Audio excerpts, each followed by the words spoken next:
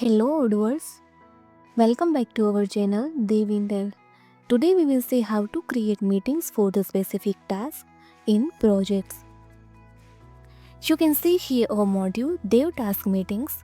First install this module, so click on this activate button.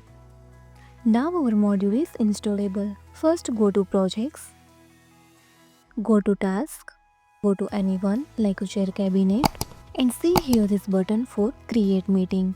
Click on at your starting like 7 o'clock and click on this create meeting. Go to, so see here your meeting is created. Your meeting is chair cabinet.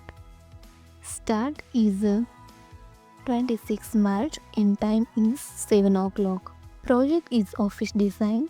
Organizer Mr. Admin. So display here details. Thank you.